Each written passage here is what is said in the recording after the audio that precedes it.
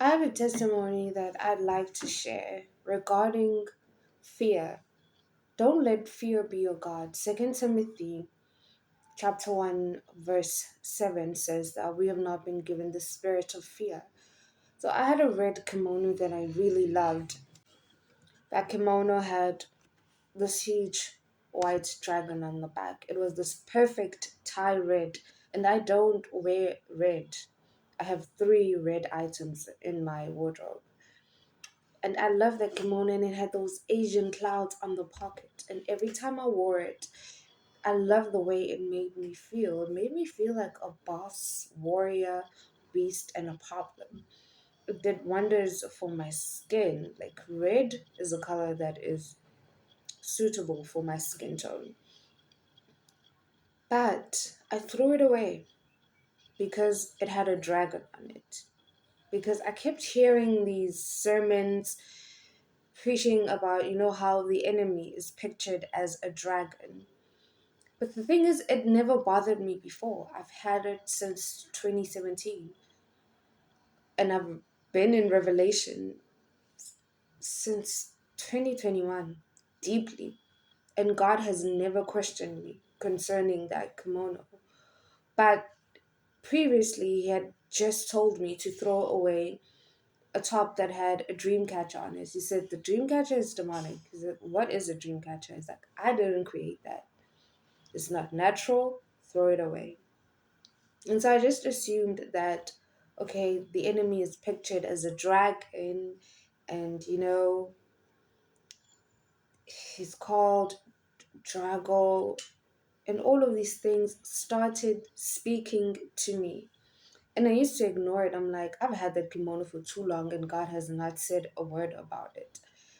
So I finally see this video. This guy is going on about anything with pictures of dragons is like a gateway or a door to demonic activity. And that time I was going through the worst kind of back to back spiritual warfare, psychological warfare, depression. Everything was just dark. And so I didn't want to do anything that would defy God or be a blatant act of disobedience while I was praying and fasting continually for this cloud of darkness to lift from my life. So I threw away my kimono, but I threw it away in fear. I did not go in faith. And then a few weeks, months later, I'm missing that kimono. I'm like, Lord, I miss my kimono. And I don't remember even missing a piece of clothing. But like I said, I don't have clothes that make me feel a specific way. That kimono is that particular item that made me feel that way. And the Lord said it's because you went in fear. You did not sit down. You did not take your time. You did not pray about this. You didn't do it prayerfully. You didn't walk in faith. And I was like, I did it like that because I was trying not to delay. I was trying to prevent this whole idolatry system where you will elevate something as useless as a piece of clothing over the voice of God. I was like, I was not going to keep a piece of clothing over your faithful instruction. And he was like, next time, take your time and ensure that fear is not guarding you, that fear is not the voice you're listening to. And the only way to do that is prayerfully. And the only way to do that is to anchor yourself in the word, is to use your discernment, is to take your time and ask yourself, am I moving because of fear? Or am I moving in faith that God is going to meet me where I'm going?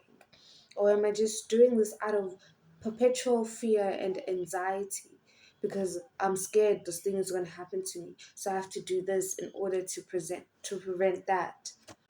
And one of the greatest ways I have found in combating fear and anxiety is just by, in those moments, taking a deep breath and meditating on these scriptures and just praying for discernment in that moment, because it will go on to say it gives us sound judgment.